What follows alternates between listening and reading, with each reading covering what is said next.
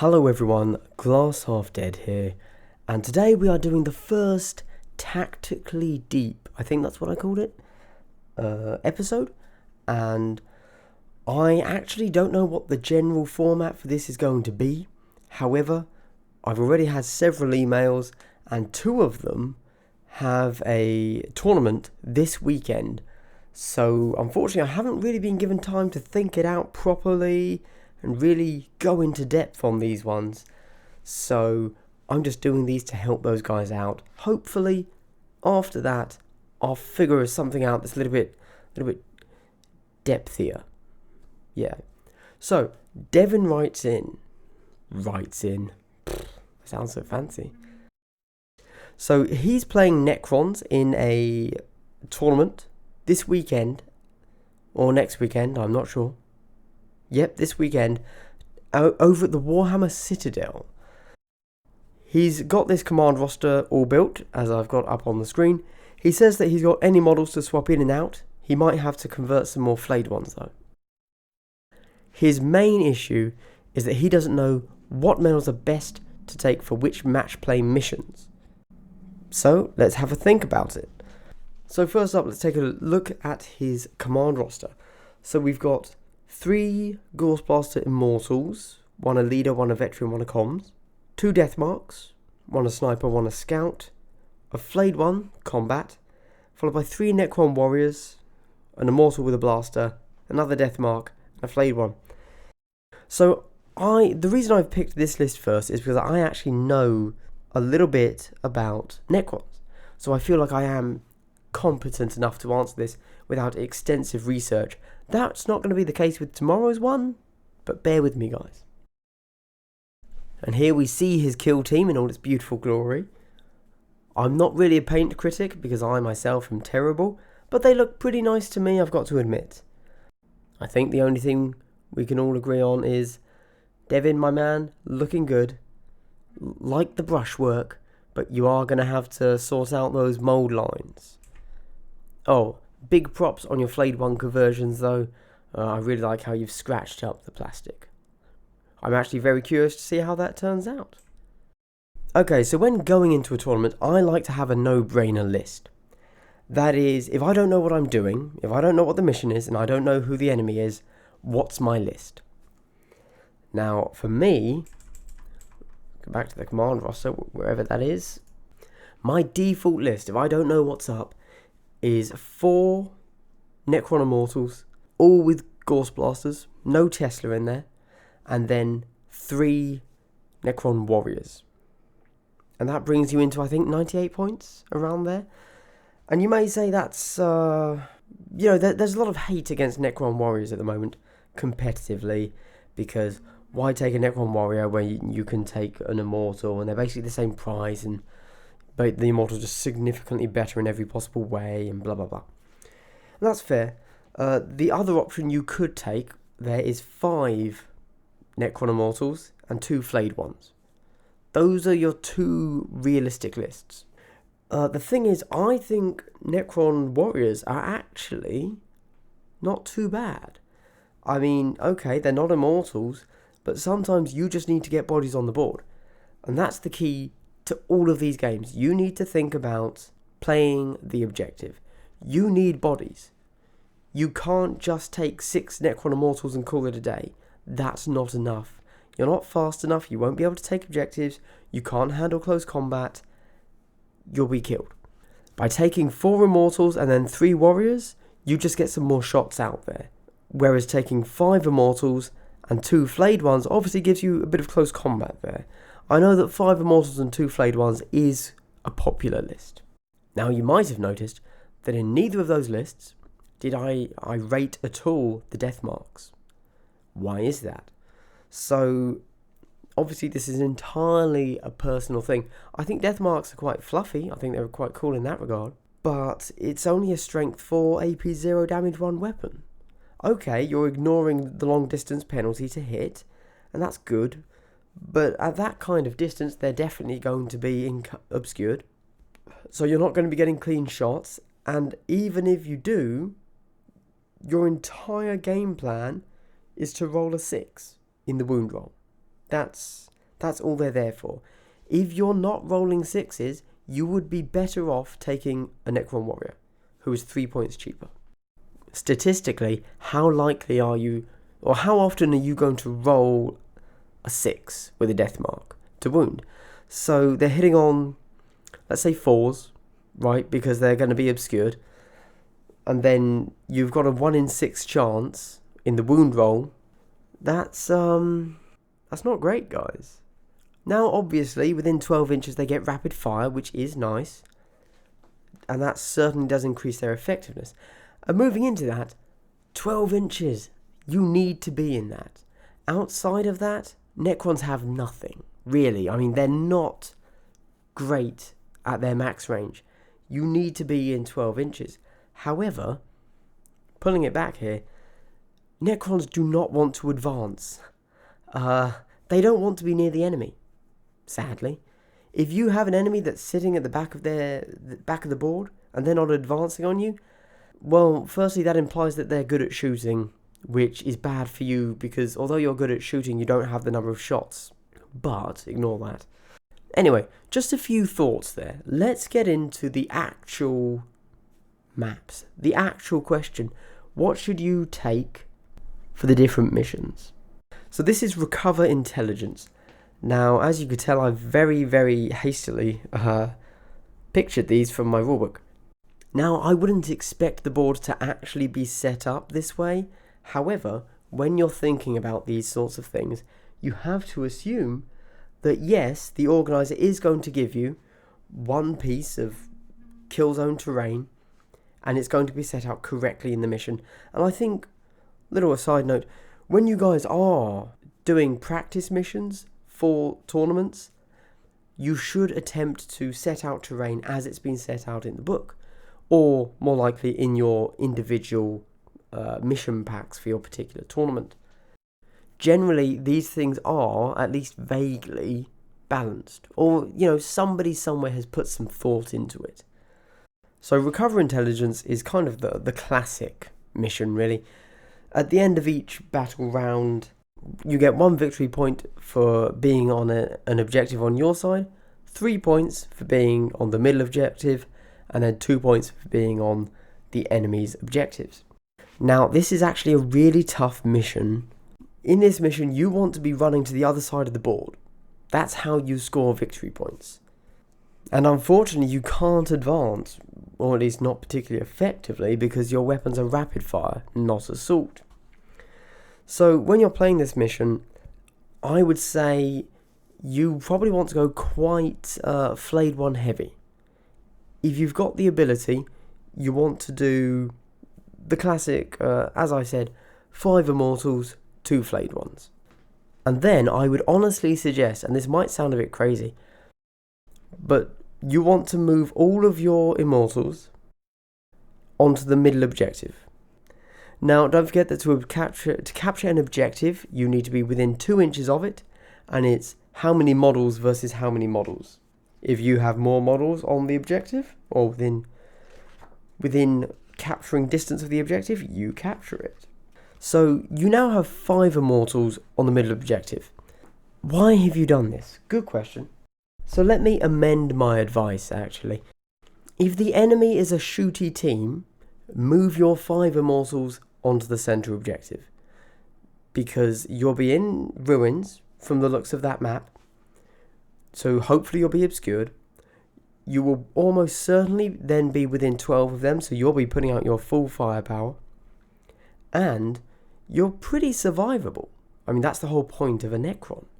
Also, you'll be moving as a big blob of 5 Immortals. You're scary, they're going to put a lot of fire into you. That's actually a good thing in this instance, because what you will then be doing with your Flayed Ones is, and again, this depends on the board situation, play it smart, guys. I would say play it safe and move 2 Flayed Ones. Obviously, they will be advancing every turn, and you want to move them up to pick one of the objectives on the enemy's side. Once you're there, one of them will obviously attempt to stay there and capture the objective. The other one is going to move off and attack whoever's trying to shoot you. So let's look at the board state of what I've just said. You've got 5 immortals on the centre objective, and you've got 1 flayed one on another objective. So you're almost certainly at that point capturing 5 points a turn. The maximum the enemy can have, if they've caught all 3 of the others, again, is 5 points a turn. Okay, not terrible. However, you're not winning, right? Well, realistically, that's probably not how it's going to turn out. You see, you have moved up and you've been quite focused in your move. You've gone, this blob is going here, this blob is going here, and that's that. For the enemy to capture 3 objectives, I mean, that's a big ask. Unless they're doing a real horde army like orcs and they've taken at least 12 boys, maybe? You know, preferably more. Capturing 3 objectives isn't the easiest thing to do. Another tactic you could do for any of the objective missions here is, instead of doing 5 immortals in 1 blob, then 2 flayed ones, if we swap to the other list, so with 4 immortals and 3 warriors, move 2 immortals and a warrior as one group, and then 2 immortals and a warrior as another group. Obviously, one of them goes for the centre objective, and you want to move them all as one big blob to begin with, right? And you're gonna so the final warrior is going to sit back and just sit behind your deployment zone, capturing one of your own objectives. He's just there making sure that you get an objective, a victory point a turn. You're moving your big blob of 4 immortals and 2 warriors right into the centre.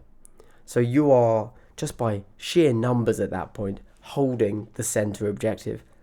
And you might be thinking, okay, well, you know, what if they're close combat? What if they're coming at me? To be honest, if you can't kill someone when you've got, I mean, you're going to get at least 1 shot from everyone there. And so that's going to be 2 shots each. So you've got 8 shots at strength 5, AP -2, and then 4 shots at strength 4, AP -1. That's a lot of damage. Like, you should be able to kill whatever you're marching towards there. Focus fire, don't split your fire. So you've managed to get everybody into the centre. However, don't forget that really you're playing these as 2 separate units. You will then sit one of your guys on there. So your 2 immortals and a warrior will stay there, hunker down. And then you want to take your other unit of 2 immortals and a warrior and send them straight towards whichever objective on the enemy's side the enemy is least defending. Or obviously by that point the board state may have changed, and you will see, you know what, this isn't working. So you're going to hunker down with 4 of your immortals and 1 warrior, and then send the other one back to your side. That's also valid. But there you go. That's my general tips for recover intelligence. When it comes to sweep and clear, which is what we've got here, it's very similar.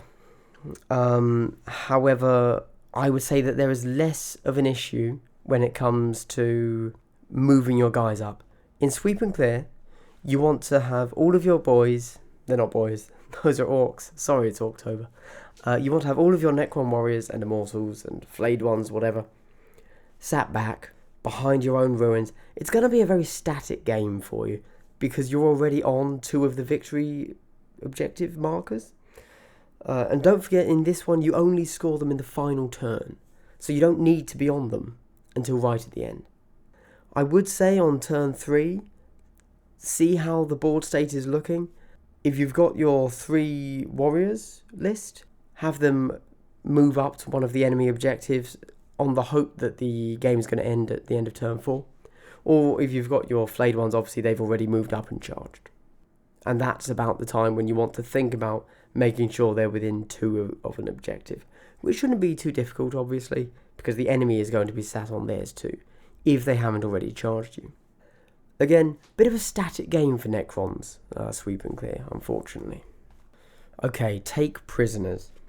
It might be tempting to say run a list of 10 flayed ones. You could do that. But don't. That's a terrible idea. Don't get me wrong, flayed ones are pretty nice. 10 points, 3 attacks, strength 4, toughness 4. They're not bad. But they're not great. So what I would say is stick with your standard list there of 5 immortals, 2 flayed ones. Hold your flayed ones back right till the end turn, okay?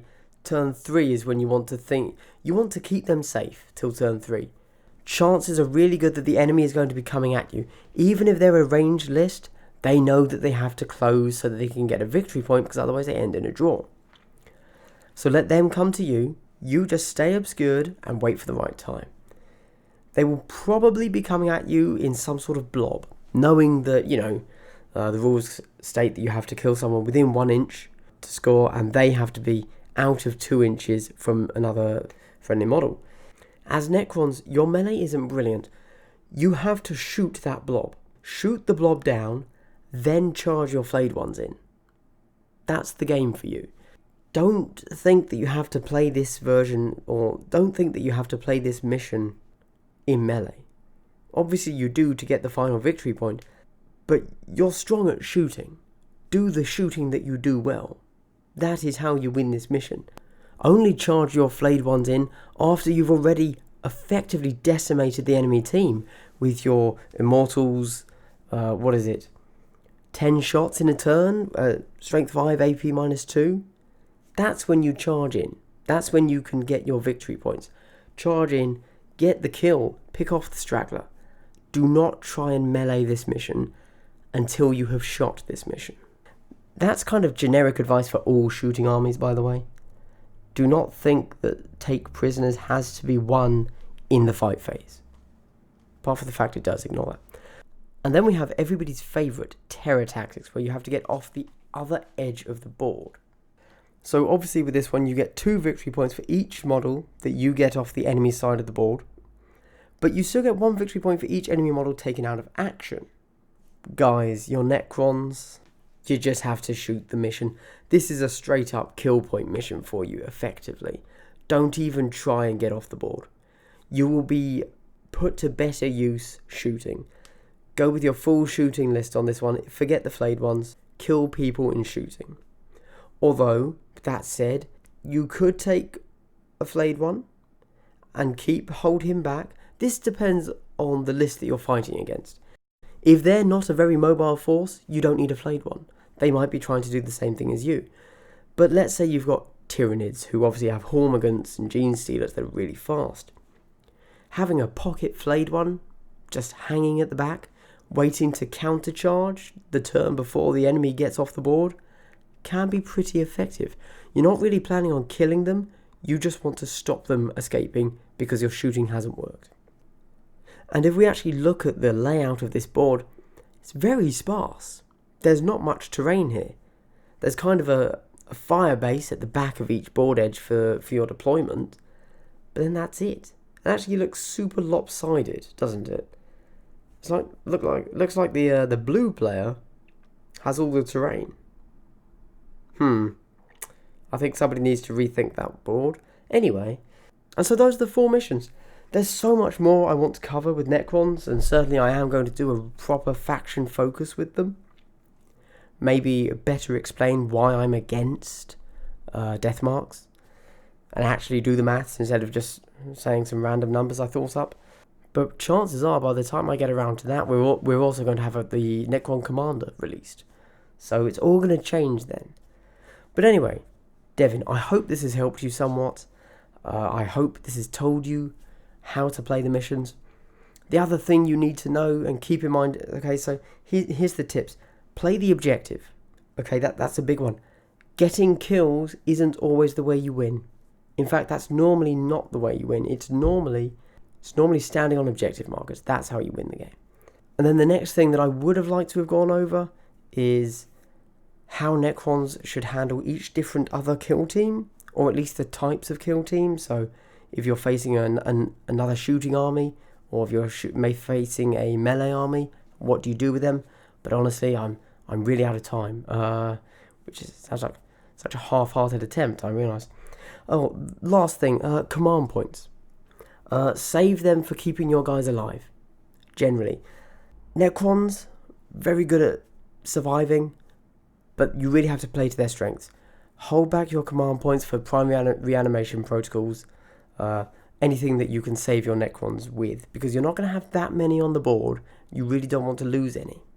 Obviously, as things progress, you can make a judgment call. If you think you can get a kill take that kill, obviously. But in general, in the first 1 or 2 turns, hold rerolls for armor saves and primary animation protocols.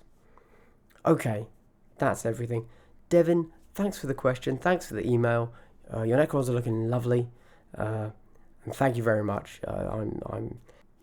I'm genuinely touched by the amount of response I got from my last video, asking for emails and input from you, I don't want to say community because that sounds weird and impersonal, but my viewers. That's even more impersonal. You guys, yeah. Screw it, that'll do. Again, I'm hoping to do a fuller Necron breakdown at some point. This has just been a really quick one for you, Devin. Let me know, guys, what do you think of what I've said?